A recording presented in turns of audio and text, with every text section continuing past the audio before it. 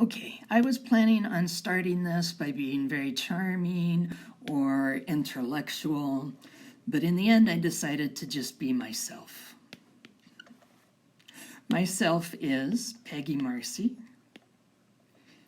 at Mount San Antonio College, and this little presentation is about starting presentations or speeches.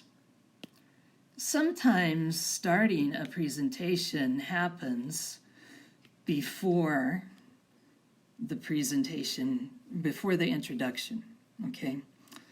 Regardless whether it's the introduction or the part before the introduction, you want attention getters. You need to grab the attention of people who are listening and watching. So one way you can do that is with a joke. Now, there are lots of subjects that you should not joke about, so you might want to joke with you as the subject that is being put down, or at personal expense, as we say. So I started this video trying to make a joke at my own personal expense. Some of you understood of it, some of you did not, perhaps. You can also make a joke about your own experience. And this combines jokes with storytelling. And storytelling is very popular for drawing people in and getting them interested. Another way to start is with amazing facts. Now, facts often are very dry, so you need to be careful. Sometimes if you have a list of 3 or 4 facts, sometimes at least 1 or 2 of them will be interesting to someone. But you want them to be interesting, surprising, okay? Something that is more than just a dry number or statistic or fact. Okay. So the more surprising the number can be, the statistic or the fact, the better it will draw in your listeners. Another option are anecdotes, or telling a story. Okay, so telling a story is, I think, one of the skills that is most in demand right now in public speaking and in life. I think that we interest people the most when we tell stories. Here are some ways to begin a story.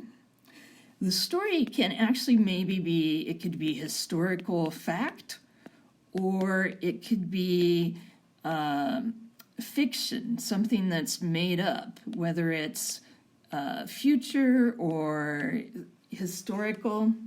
It doesn't have to be true, doesn't have to have really happened, although authenticity and truth is really important to groups these days.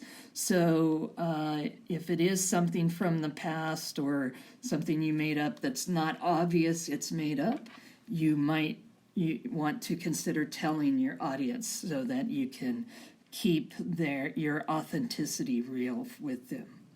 And again, of course, you can tell your own experience. Okay.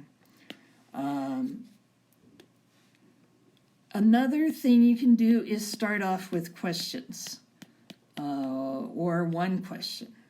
Okay. This is a way that I often start because I have trouble thinking of ways of getting people's attention. So if I ask a question that maybe it's going to be answered during the presentation, or maybe it's an unanswerable question. and even at the end of my presentation, I can't answer it. Or maybe it's a question that gives me more information about my audience. Okay. Regardless, the main ways of getting attention to start your presentation are through jokes, through facts or statistics, through storytelling, and by asking questions. Good luck.